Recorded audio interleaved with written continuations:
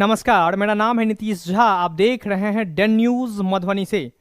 बिहार में उपचुनाव का परिणाम बीते दिनों आ गया और इस उपचुनाव के बहुत सारे कयास लगाए जा रहे हैं। सबसे बड़ी बात यह है कि जहां एक तरफ एनडीए को जीत मिली है, वहीं दूसरी तरफ महागठबंधन के जो प्रत्याशी थे उन्हें बिहार में कुछ खास नहीं मिला। लेकिन झारखंड की बात करें तो झारखंड में जरूर इंडिया गठबंधन को सफलता मिला।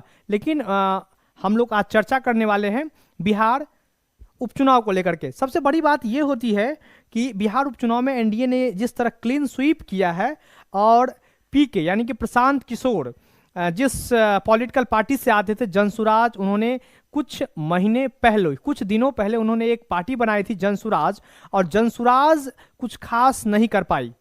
लेकिन उनका बयान मीडिया में यह आता है कि जितनी प्रतिशत वोट कास्ट हुई है उसमें 10% वोट पीके की जो पार्टी है जनसुराज उन्हें जरूर मिला है।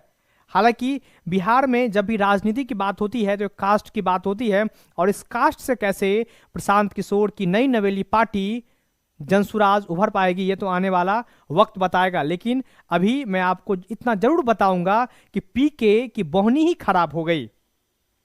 महागठबंधन और गठबंधन यानी कि इंडिया और एनडीए के बीच में जो लड़ाई थी, इस बीच में एनडीए को सफलता मिली, लेकिन इंडिया गठबंधन को सफलता नहीं मिली। ये भी कहा जाता है कि सत्ता जिसकी होती है उपचुनाव में जो परिणाम आता है उसी के पक्ष में आता है। लेकिन कहीं कहीं हमने ये देखा भी है कि सत्ता के जिसकी होती है उसके विपक्ष में जो लोग रहते हैं वो भी बाजी मार लेते हैं।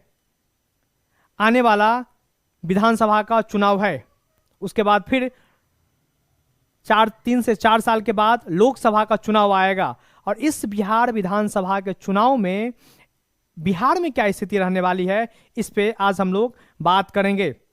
जब भी बिहार की राजनीति होती है तो सबसे पहले यहां लोग 2 से 3 दलों में बंट जाते हैं।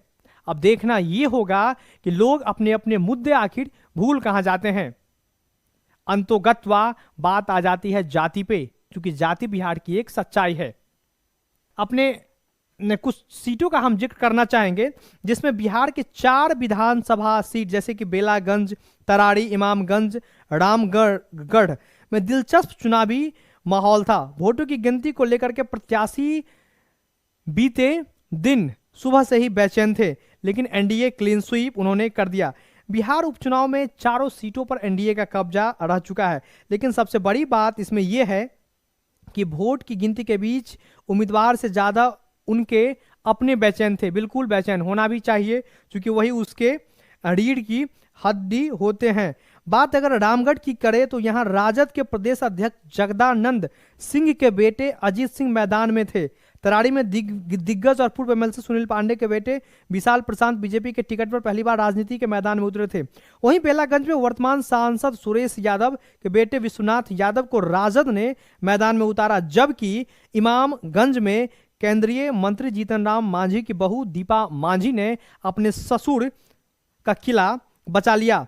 मांझी, जगनानंद, सुनील पांडे, पीके की अग्नि परीक्षा हुई। हालांकि इसमें सबसे चर्चा का जो माहौल था, चर्चा का माहौल ये था कि प्रशांत किशोर की जो नई नवेली पार्टी है जनसुराज को लेकर के लोग इस बार उन्हें कैसे लेते हैं।